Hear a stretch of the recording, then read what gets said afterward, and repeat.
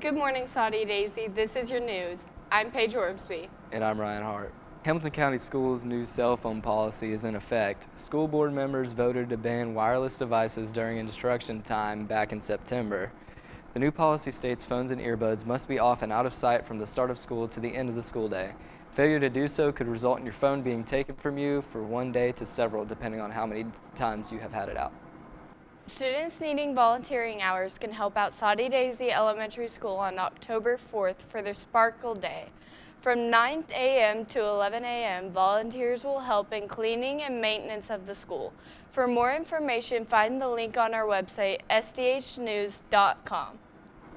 October 8th, all seniors will be taking the ACT at Saudi Daisy High School. Be sure you bring your charged Chromebook and a calculator for the test. The juniors are also taking the ASVAB test that morning. After the test, juniors and seniors who have returned a signed permission slip can leave. Permission slips are available in the College and Career Office. A 15-year-old boy now faces charges of second-degree murder after shooting a 35-year-old man in Hickson Tuesday evening. It happened at around 6 p.m. just off of Dayton Boulevard. The police say during the investigation, the suspect turned himself in. The U.S. government is shut down as of 12:01 Eastern time this morning. It's out of money because Congress can't agree on a funding plan. The main sticking point is health care. Democrats want to reverse Medicaid cuts and stop enhanced Obamacare subsidies from expiring. The Congressional Budget Office estimates about 750,000 federal workers face furloughs. It says they'd otherwise make about $400 million a day. Essential employees must work without pay. The State Department might be slow to issue passports. The military remains in place, but just under half of civilian defense employees are furloughed. National parks have skeleton crews, and the FDA says food inspections are affected. As for transportation, about 3/4 of FAA staff are working without pay. While millions of federal workers wait to see when they can go back to work, Congress seems to be settling in for a long fight. Rather than work with President Trump and Republicans to get this job done, as our party has done repeatedly in the same situation over the years, Democrats want to play political games with the lives and the livelihoods of Americans. The simple truth is Democrats in Congress have dragged our country into another reckless shutdown to satisfy their far-left base. That is the truth. Whether or not the government remains open or reopens is entirely up to them.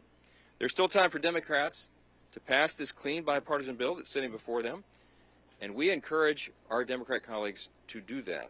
Our caucus is resolute that we have to solve this healthcare crisis. That's our job.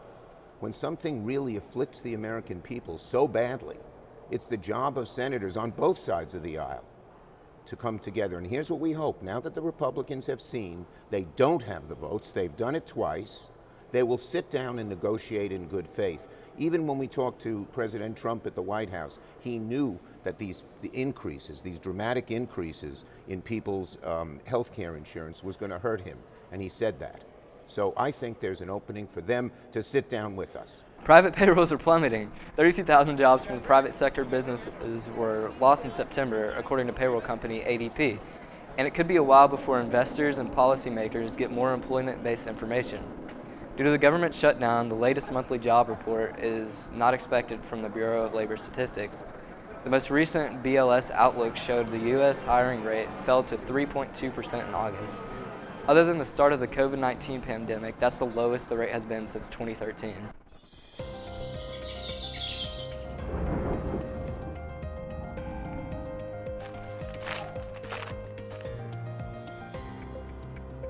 Good morning, Saudi Daisy. I'm Ben Schneider, and this is a look at your weather. Temperatures are going to stay in the low 80s to high 70s with intervals of sun and light showers.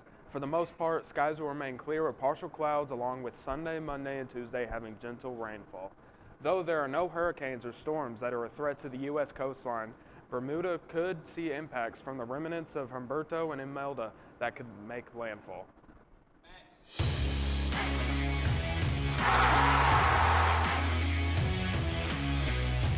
He's not in the shot.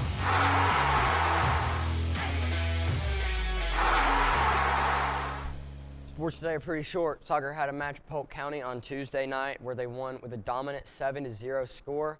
Their next match is at Warren County at 6:30. Girls volleyball plays at Howard Tech tonight at 6. The girls are 5-2 in the district, putting them at rank 2. Go on and cheer for all of your Lady Trojans. That's all for sports. Have a blessed day.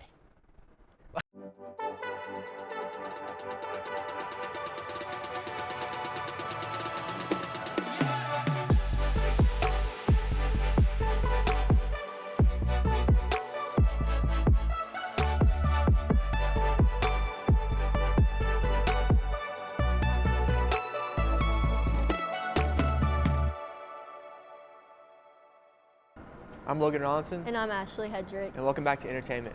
This week for the movie section, at number 1, we have One Battle After Another. At number 2, it's Him. At spot 3, it's Weapons. The Long Walk at spot 4. And lastly, The Strangers Chapter 2. Now let's move it to Logan for celebrity news. For our celebrity drama, Hollywood celebrities are outraged over new AI actor Tilly Norwood. And lastly, Nicole Kidman and Keith Urban have filed for divorce after 19 years of marriage. Thank you for joining us. That's it for this week. See you next time. Here's something you don't see every day. An alligator waiting for food in the drive-thru. Maggie Fitzgerald from station WMAZ has the details. A 12-foot alligator took up residence near the drive-thru of a McDonald's on Rocky Creek Road this weekend, and it stayed there for days. Witnesses say the gator first appeared Friday, and after multiple calls to law enforcement and animal control, it remained in the parking lot by Sunday afternoon. That's when Macon rapper and music producer Lord DeAndre and a group of other bystanders say they took matters into their own hands. Lord DeAndre, the alligator man. Yeah, I guess we can go with that. Now dubbing a new nickname in honor of his efforts, he says the group grabbed any supplies lying around to try and wrangle the gator. Dude pulls up with some duct tape and a shoestring. He starts taunting the gator. Me and her brother Ty, we was like, it's our time now for real, we finna get this thing. I started yanking him back, walking him. He's walking him like a pit bull. like a dog. It was something wholesome. Like, the community really did come together to do something that our authorities would not do. Basically, not in good enough time. Captain Linda Howard with the Bibb Sheriff's Office says law enforcement was aware of the gator sightings. She says animal control responded to the scene on Saturday. And by the time they arrived, it had gone back into the water. We had a trapper that we were trying to get in contact with, because our animal control cannot handle this one gator by herself. You know, we just have one person that usually do the wildlife. By 8:30 Sunday night, a licensed trapper removed the gator, which has now been relocated to Lawrence County. As for the group, they're calling for faster response times from law enforcement in wildlife emergencies. We showed that the city can come together for something positive. They waited till it could have been a potential hazard. Like, it was a lot of people here, yeah, but they didn't come until after they seen us actually wrangling it. That's all we have for you today, Saudi Daisy. Enjoy the rest of homecoming week and go Trojans.